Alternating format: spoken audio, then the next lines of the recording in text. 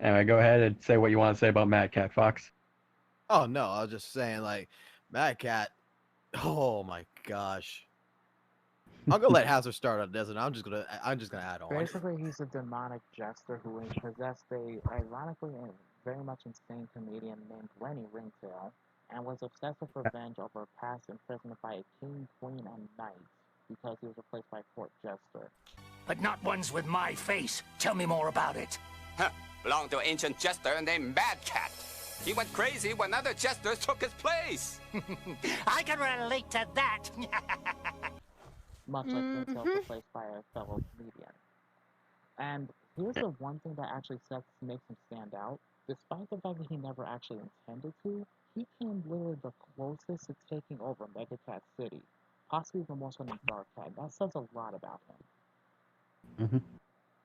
If you think about it, this is a guy who managed to kidnap a comedian, Farrell, Mayor Manx, and Callie, and even captured one of the SWAT Kats. He did this all himself. He had no backup. That says a lot about him right there. Oh, come now. If I'm really as evil as you say I am, then let God strike me down where I stand. Ha! Nice try, jackass. Next time, give it your A game. A crazy psychopath jester came to arguably the closest to taking over Mega Cat City, possibly even more so than Dark Cat. That says a lot about him. Mm-hmm. If you think about it, this is a guy who managed to kidnap a comedian, Farrell, Mayor Manx, and Callie, and even captured one of the SWAT Kats. He did this all himself. He had no backup. That says a lot about him right there. A crazy psychopath jester came to arguably the closest to taking over Mega Cat City.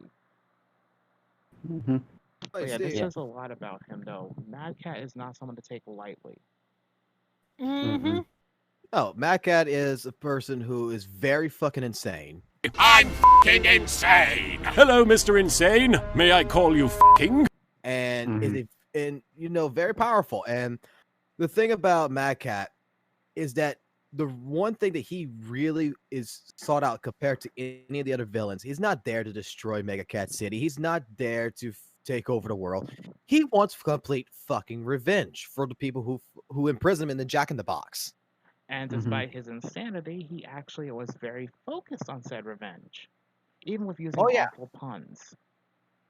I think the Mad Cat episode was like one of the most like truly rememberable episodes of the series, because it also helps, if I'm not mistaken, this also can help prove the fact that, like Callie's ancestor was the Queen Callista, because if I'm not mistaken, Mayor Minx was the king in there. Callie was the queen. Farrell was the knight. I forgot what else. It was David Letterman. David Letterman, which was the thing.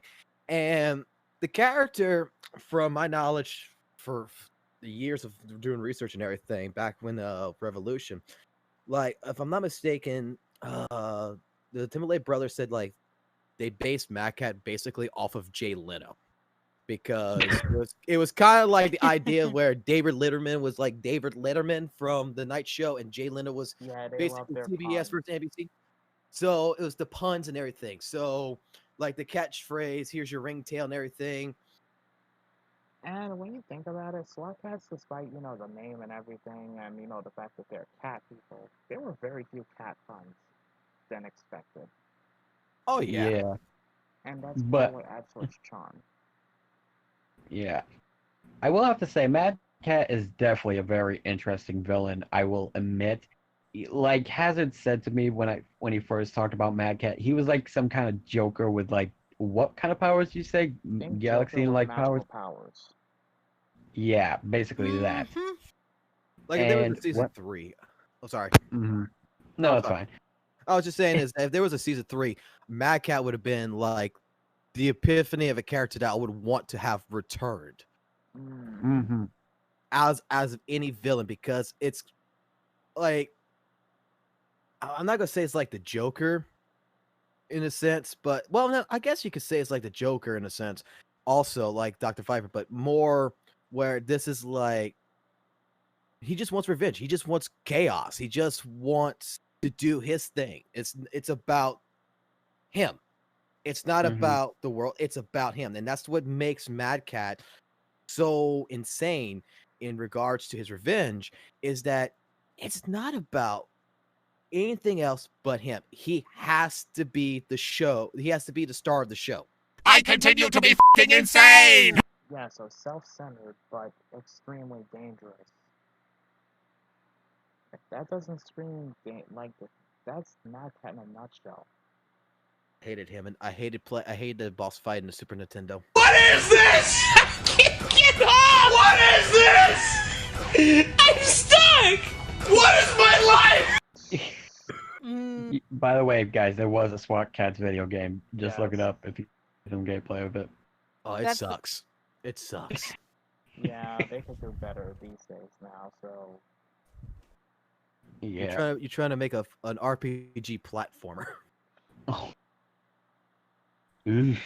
Really good. Anyway, Crossy and Zammy, any either one of you two want to go first on talk about Mad Cat or your thoughts on him? Meh. Got nothing. Zammy? Yeah, my mind's blank on this one. It's just I'd like to see him come back, but season 3 sadly doesn't exist. Yeah. Yep. I'll tell you what. I'll give the opinion for both of them. Well, at least we could say that his fashion statement sucked. I mean... Bruh. Of course. The yellow and orange checker suit did not work. No, it didn't. No. Anywho... Last but not least for the antagonist list, I believe, is Turmoil. I would have mentioned Hard Drive, but he barely makes an impact in the series at all. Yeah. And I heard that game game was short of a Hard Drive. He's just basically a techno criminal who steals money and military stuff from computers and such, and usually gets taken out by SWAT Kats fairly quick. He doesn't make a huge impact on the series. Anyway, also I heard Turmoil. Zammy giggling at the name Turmoil because Oh, here we go. Okay, so here's the lowdown on Turmoil. She basically is arguably considered one of the best female villains in the entire series with extreme growth potential. She commanded an entire air force of female fighter pilots, boasted unmatched in combat until they met the SWAT Kats, had a short-lived relationship with T-Bone, considered by many of the fans to possess one of the best evil laughs ever. Not joking, by the way.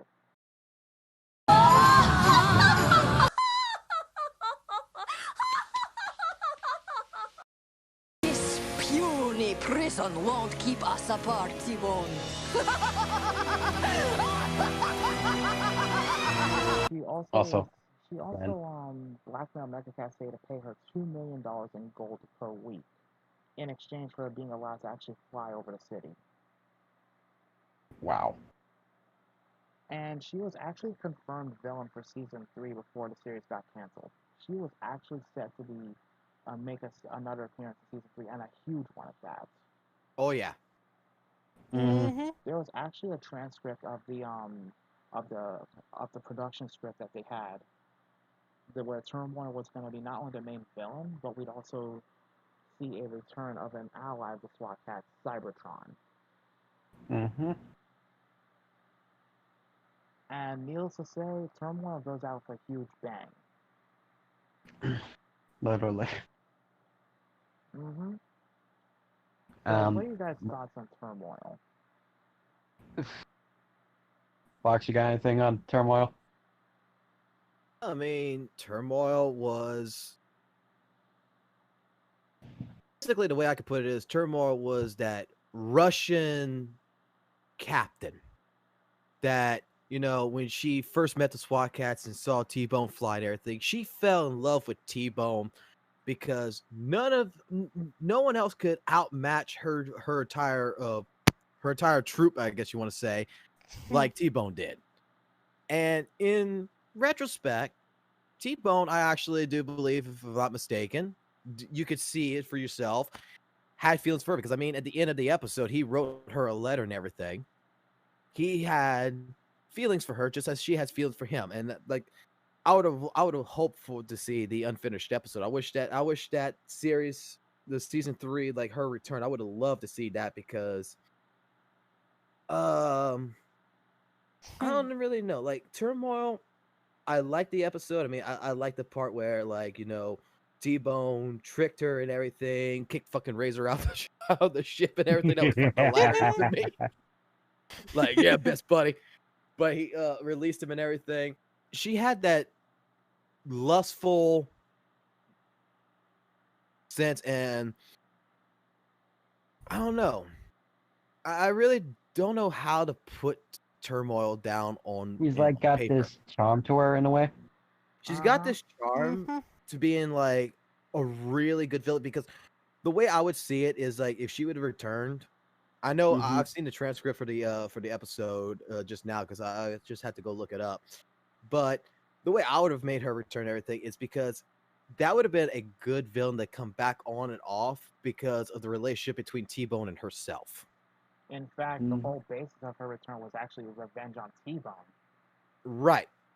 And the thing is, it's kind of like the Catwoman of like, I hate to put utter like emphasis on this, but at the same point in time, you gotta look at SWAT Kats as they have taken like different things from other series and put it together. Let's be honest here.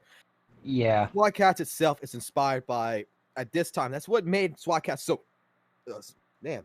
Inspired by Batman and... Well, that's the thing. SWAT Kats, the reason why as children, or the reason why you guys who's watching and everything that's fell in love with it now, is that if you take a look at the entire series, the villains, the characters themselves, all have a resemblance. The episodes have resemblance from different other series, other stuff. It's like the Timberlake brothers saw Batman. We need to take this from here. We need to take a little bit from here, a little bit from here. And you can relate it to something else in regards. And with Turmoil, I can relate her more towards like the Catwoman and T-Bone as Batman, like the Catwoman and Batman relationship in a sense. Yeah, to a certain you're degree. not wrong. To a certain degree, you're not wrong, given how they act. Yes, because of the whole one's evil and one's good and all that, you know. And she's greedy as shit. She wants money. She is greedy, but at least, you know, she knows what she wants. You can't deny that. Turmoil knows what she wants. She just wants that cat dick. Compared to all the other villains, like we'll get to that later, but I mean, she would be like, yeah, one of the more primary villains in the series that I hope that if Revolution ever does continue, that they would actually put something for her.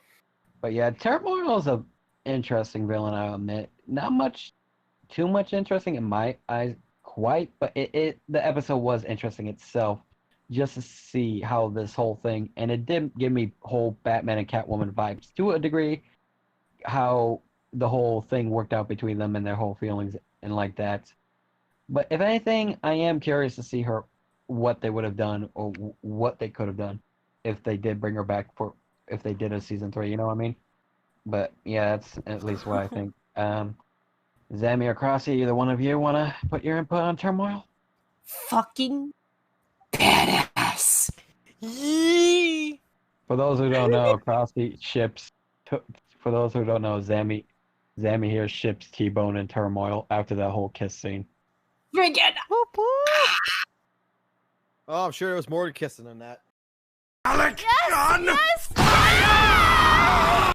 Here's your refund. There was probably some tongue.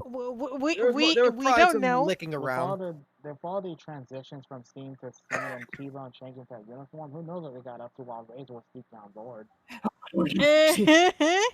I mean, I do have to check it out. I mean, who Also knows? Maybe they did a has a mic. quickie. Maybe they had to do 15 minutes. I don't know. Like cats. And- They just, you know, they cleaned each other. Someone had to lick the... All right, I got you. I got you now. You want some more, Cyborg? I'm gonna take you down. Hey, how did you do it? You just passed me.